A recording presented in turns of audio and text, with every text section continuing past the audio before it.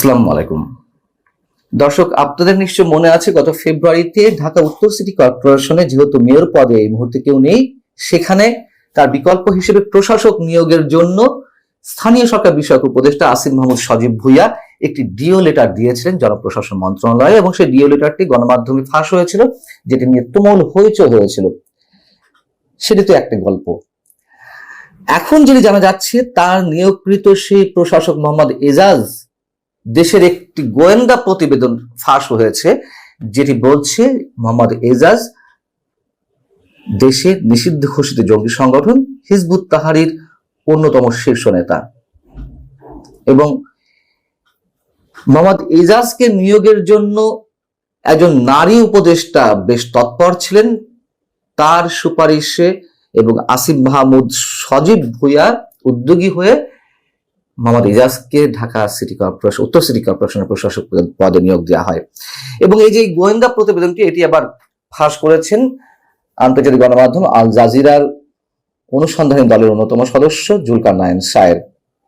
যেটি একটু বলতে চাই, এখন দেখবেন যে এই জঙ্গি সংগঠনের শীর্ষ নেতা যারা বিভিন্ন জায়গায় আছে, অভিযোগ রয়েছে, তাদের নিয়ে গণমাধ্যমে তেমন কোনো রিপোর্ট নেই। কেন নেই?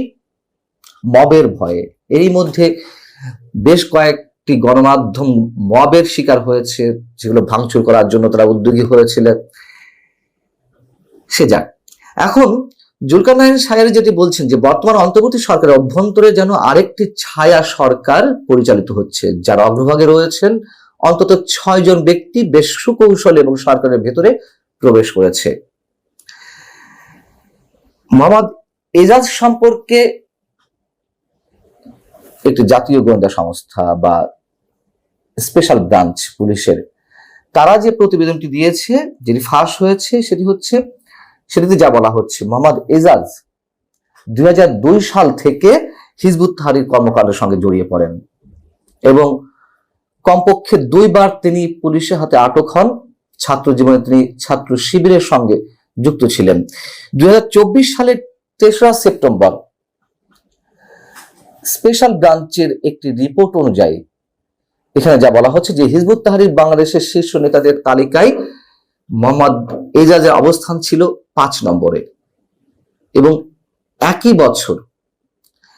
বছর হিজবুত তাহরির প্রচারণা এবং সংগঠনটিতে অর্থায়নের অভিযোগে এজাজ সহ আরো 8 জনকে বিশেষ ক্ষমতা আইনে গ্রেপ্তার করা হয় 2014 সালে।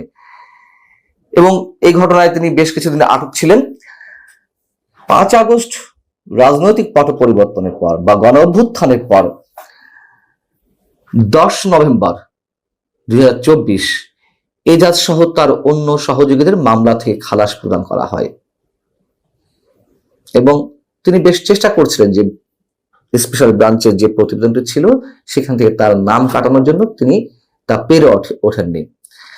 এখন আসিফ মাহমুদ সজীব ভুঁইয়ার সুপারিশে তিনি প্রশাসক পদে নিয়োগ পেলেন এবং এই অভিযুক্ত জঙ্গি নেতা মোহাম্মদ এজাজ যাতে নিয়োগ পায় ঢাকা সিটি কর্পোরেশনের প্রশাসক পদে, তাতে সরকারের একজন নারী উপদেষ্টা বেশ তৎপর ছিলেন। কে হতে পারেন তিনি? এখন নারী উপদেষ্টা তো 3 জন রয়েছেন। একজন ব্রতির নির্বাহী পরিচালক শারমিন মুর্শিদ, তাকে আমি ব্যক্তিগতভাবে জানি, তার দ্বারা অন্তত এই কাজটি করা সম্ভব নয়। আরেকজন রয়েছে, এটা আমার ধারণা, আরেকজন রয়েছেন ফরিদা আক্তার, আমাদের কাছে খুব সুপরিচিত ফারহাদ মাজারের স্ত্রী। আরেকজন সৈয়দা রেজওয়ানা হাসান, পরিবেশ নিয়ে কাজ করা যে সংগঠন বেলার নির্বাহী পরিচালক। আমরা অনুমান করতে পারি যে কার তৎপরতায় বা বিশেষ উদ্দেশ্যে আসিফ মাহমুদ সজীব ভুঁইয়ার সুপারিশে মোহাম্মদ এজাজকে ঢাকা সিটি কর্পোরেশন উত্তর সিটি কর্পোরেশনের প্রশাসক পদে নিয়োগ দেওয়া হলো। এখন যখন আসিফ মাহমুদ সজীব ভুঁইয়ার সুপারিশকৃত চিঠি বা ডিও লেটারটি ফাঁস হয়েছিল, তখন তিনি কিন্তু সেটি অস্বীকার করেননি, বরং অস্বীকার না করে তিনি কৌশলের আশ্রয় নিয়েছিলেন। তিনি সাংবাদিকদের কি বলেছিলেন যে আসলে উত্তর সিটি কর্পোরেশনের নিয়োগটা তো এই মন্ত্রণালয় থেকে দেওয়া হয়, অর্থাৎ তার স্থানীয় সরকার মন্ত্রণালয়। এবং ডিওটা একটা অফিসিয়াল প্রসেস, যে কোনো মন্ত্রণালয় যদি জনপ্রশাসন থেকে কাউকে আনতে চায় বা কাউকে নিয়োগ দিতে চায় সেক্ষেত্রে ডিও প্রদান করা হয়ে থাকে। খুব ভালো কথা। কিন্তু জনপ্রশাসন মন্ত্রণালয় থেকে তো আর মোহাম্মদ ইজাজ হোসেনকে আনা হয়নি, এবং তিনি তো বেসরকারি একটি সংস্থার চেয়ারম্যান, পরিবেশ নিয়ে কাজ করা। আবার সিটি কর্পোরেশনের প্রশাসক পদের মতন এই যে লাভজনক পদে যখন কাউকে নিয়োগ দেওয়া হয় তখন তো স্রেফ একটি ডিও লেটারের মাধ্যমে কোন মন্ত্রী বা উপদেষ্টার সুপারিশ অনুযায়ী কাউকে নিয়োগ দেওয়া যায় না। খুব স্বাভাবিক এটি। আসিফ মাহমুদ সজীব ভুঁইয়া যে সংবাদ সম্মেলনে তার আত্মপক্ষ সমর্থনের চেষ্টা করছিলেন তখন একজন সাংবাদিকের প্রশ্ন ছিল যে যখন কোনো উপদেষ্টা বা মন্ত্রী কোনো সুপারিশ করেন তখন বিষয়টি কোনো মন্ত্রণালয়ের বা অন্য কারো সেটি এড়িয়ে যাওয়ার সুযোগ থাকে কিনা। তিনি বলছেন যে এটি বিধি মোতাবেক হয়েছে। আমার আসলে এই বিষয়ে একটু গ্যাপ রয়েছে, আমি জানতে চাই বা কেউ যদি পারেন আমাকে জানান যে বেসরকারি পর্যায়ে একজন ব্যক্তিকে যখন মন্ত্রী নিজের ইচ্ছায় তার মন্ত্রণালয়ের অধীনে কোনো সংস্থার মানে শীর্ষ পদে নিয়োগ দিবেন, সেই ব্যক্তি কিভাবে ওই মন্ত্রী বা উপদেষ্টার যে কোনো অর্ডারের বাইরে যাবেন? সম্ভব না তো। এবং সেই ব্যক্তি ওই মন্ত্রী বা উপদেষ্টার ইচ্ছা অনুযায়ী কাজ করবেন যদি ব্যক্তি ইচ্ছায় নিয়োগ হয়ে থাকে। খুব স্বাভাবিক। সেখানে একজন বেসরকারি পর্যায়ের ব্যক্তিকে কিভাবে সিটি কর্পোরেশনের প্রশাসক পদে নিয়োগ দেওয়া হয়। এবং এই এজাজকে নিয়ে তো বিতর্ক কম নয়।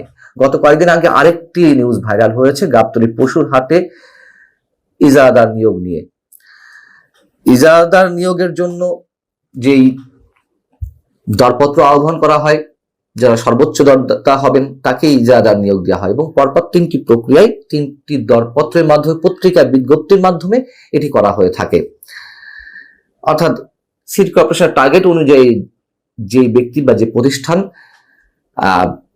ইজারার টাকা দিতে পারবে তাকে নিয়োগ দেওয়া হয়। আমরা দেখলাম যে সর্বোচ্চ দরদাতা যিনি হয়েছিলেন মোহাম্মদ কফিল উদ্দিন, আরাত মোটরস তার প্রতিষ্ঠানের নাম, তাকে দেওয়া হলো না।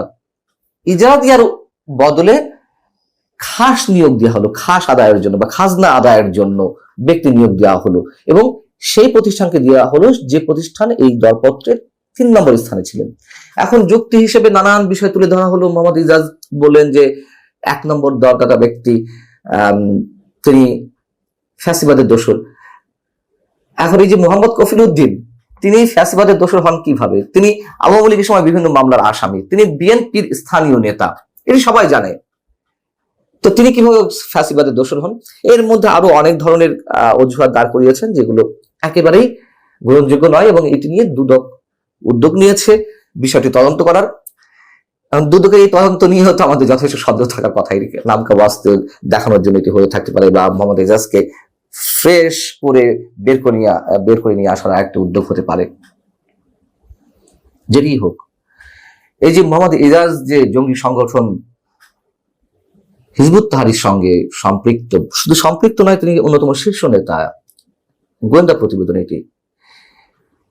আন্তর্জাতিক বিভিন্ন গণমাধ্যমে 5 আগস্টের পর থেকে যে বাংলাদেশে যে জঙ্গিবাদের উত্থানের একটি মোক্ষম সুযোগ তৈরি হয়েছে, যে রিপোর্টগুলো প্রকাশিত হচ্ছে এবং 5 আগস্ট অভ্যুত্থানের আগে পরে জেল মানে কারাগার ভেঙে যেসব অভিযুক্ত জঙ্গি বেরিয়ে এলেন, আবার অনেক অভিযুক্ত জঙ্গিকে মামলা থেকে অব্যাহতি দেওয়া হলো বা জামিন দেওয়া হলো, আমাদের কি মেলাতে খুব অসুবিধা হওয়ার কথা?